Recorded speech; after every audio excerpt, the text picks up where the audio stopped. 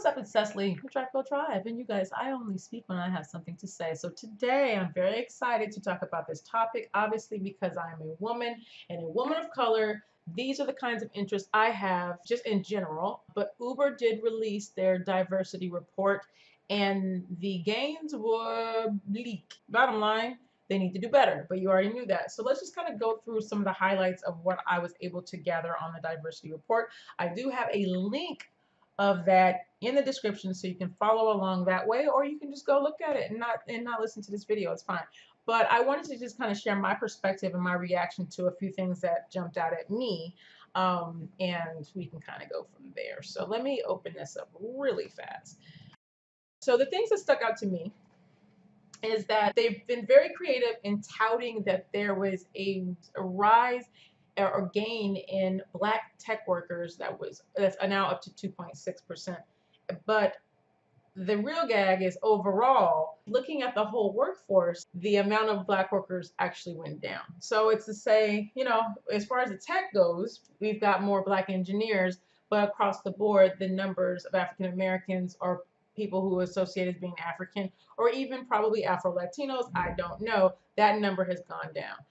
One thing I found was interesting while I was looking at the diversity report, I wanted to see what organizations were actually associated with Uber. And I was surprised to find that Uber actually has their own resource groups within the company, being that it's kind of funny. It's like what we are to each other or what you guys are getting from your Facebook groups that talk about Uber. They're just basically places for us to kind of connect and collectively share our grievances and issues with people that are like us. So Uber has several of those kind of organizations, which I thought was interesting. And I kind of wanted to highlight that because this is probably the only time we'll ever talk about this, guys. It probably is. Let me scroll to that part. So they've got like Black Hue, which is an organization for Black or people who relate to being African or African American, blah, blah, blah, for those folks. They have Uber Equal, they have Asian Heritage, they have something called Uber Able, they have immigrants. That was a creative title. They got Lady Inge for lady engineers. They got Los Ubers for the Latinos. Hey, I don't know how you guys feel about that. They have Uber Mosaic for people who are multi-ethnic. They've got Uber Parents for people who have children and caregivers. They also have Uber Pride, okay, for those who qualify as being LGBTQ plus. They've got Uber Sages for people of all generations. They've got Salam for Muslim employees, Shalom for my Jewish friends, and they have Women of Uber. So I did a few searches with these groups to see if these groups I did a few searches on these groups to see if any of these groups are actually active in the community, not only just supporting each other, but maybe supporting other other objectives in other places, because at the end of the day, Uber is not the only large tech company. There are other tech companies. And I was surprised to find that a company that I actually am associated with is called Black Girls Code. Black Girls Code is an organization that teaches Black young women how to code, PHP, HTML, front-end, back-end scripting, basically. They actually turned down a grant from Uber, and I'm going to tell you why. So let me go over here and share that with why she turned down the grant. And I want to read it from her words verbatim. Uber was going to offer Black Girls Code, I'm going to call it BGC, $125,000. The real reason that the BGC CEO decided to not partner with Uber was because she didn't like how Uber chose to distribute its diversity-focused funds. Her reason for not accepting it was, what I share with the diversity team is I feel Uber issues are intersectional, says Bryant. So yes, there are issues with gender, but there are also certain inequitable practices with people of color. So think for me, I wanted to have seen a more equitable distribution of funds and focus more on support for Oakland and the community who stepped to the table and had conversations with them when they decided to move here. And I love that she stood her ground and didn't just accept the money, but expected Uber to do better. And that article I'm going to link as well. I've also found an event that happened last month in Austin, Texas, with the Women of Uber, where they sponsored a Women of Uber and Walmart technology sort of partnership. And it was just a thing, a day of conversations and connections, networking, that sort of thing. I just thought that that was a great thing that they're engaging other women that work for other technology companies, other corporations, and that sort of thing. So I'm going to include links to those things as well so you guys can take a look at those if you're curious. I don't know. But for the most part, and this is my opinion, and a lot of articles that I see is that Uber has not done enough, that they have not focused in the areas that they need to focus and just raising representation across the board. The company is largely white. I mean, that's no surprise. Largely male, that's no surprise. But that does not represent the scope of America as we know. Am I crying about it? Am I upset? Does it bother me? No, no, no, and no. But they definitely need to have a representation of the population. I think any business is going to run smoothly that way. And if you feel like there's only white people in this country, and that, that's not true. That's not true. And there's not just men running everything. There's tons of women, okay? And not everybody's straight.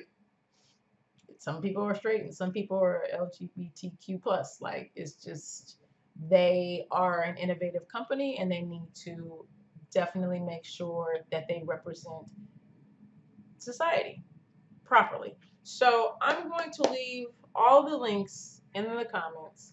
I think it was interesting that they did not actually call out and highlight Latino growth or decline. They do not note Asian growth or decline. They do not even note a segment of people who may consider themselves to be multi-ethnic. They did acknowledge that there 15% of the workforce was LGBTQ plus, but they also assumed that some people are not divulging their preference, which they should not have to anyway. I don't know. I thought that was kind of weird. But it's not really a full assessment of what's going on. And if you look at the diversity report, they, of course, as I would too, if it was my diversity report, I would sit here and only tell you the good things. I wouldn't tell you the bad things. So I expect for them to say, yes, we improved in this area, that area, this area, that area, this area, but we definitely need to do better. And I agree. And I appreciate them being honest. And I'm also excited to see that they have resources for their employees. And I wish they would do more for drivers. I wish they would offer the same resources for drivers. There should be an LA group. There should be a San Francisco group. There should be a Sacramento group. There should be groups all over the country, not just hubs, not just places you can go where you can ask people questions that they're still not going to answer. I mean, actually, team leaders. I'm talking about mixers, which they do here sometimes here in LA, and I've gone to a few of them, but there haven't been that many as of late. And the reason why we have these channels is because we're offering ourselves to be a resource to you. Now, let me say this too. I've gotten a few emails as of late where people actually downright ask me to call them to walk them through a situation. Unfortunately, with the growth of my channel and everything that I have going on, I cannot personally help you. I cannot personally call you. And even, I don't even know if I really could have the time to actually be hired to do this, to have a consultation with you, to be honest with you. But I do welcome you to write an email to me, to write something in the comments. I definitely want to start doing more Q&As and just answering questions. And even if that means like, look, I just answered the question on video and send it to you. Although I still want it to be beneficial for the group of people. So let me just take that out. That was my rewind. No, I want to be able to help you, but I can't do it one-on-one. And I really honestly feel like if you don't try to figure out yourself, you're going to be stuck anyway. Didn't have anyone to help me with this. I looked on the internet. I made friends. I was proactive about this. And if you want to be an entrepreneur and you want to own your business, you need to have those kind of skills. You are not going to get everything handed to you. It's not going to be easy. So I'm only going to help you so much. It's up to you to handle the rest for yourself. And if you can't do that for yourself and it's really challenging for you, then you may consider that this may not be the lane for you. It might be something else. But being an entrepreneur is being a hustler. Like, you have to be determined to figure it out, whether someone helps you, whether it falls in your lap. Like, you got to be able to go get it and maintain it. So that's the tough love part of this relationship, and I hope you still like me after I put that out there. Anyway, if you like this video, give me a thumbs up. Please, if you're not subscribed, please subscribe. Why aren't you subscribed? Want to know why you should subscribe? That was hard to say. Because I talk about rideshare, which probably brought you here. I talk about gig economy because I've been doing these jobs for years. I've been a business owner for 20 years. And I talk about becoming an entrepreneur. It's not as easy as it looks. It actually sucks a lot of the time, but the rewards are huge. Appreciate you being here and subscribe and stay a while. Peace out.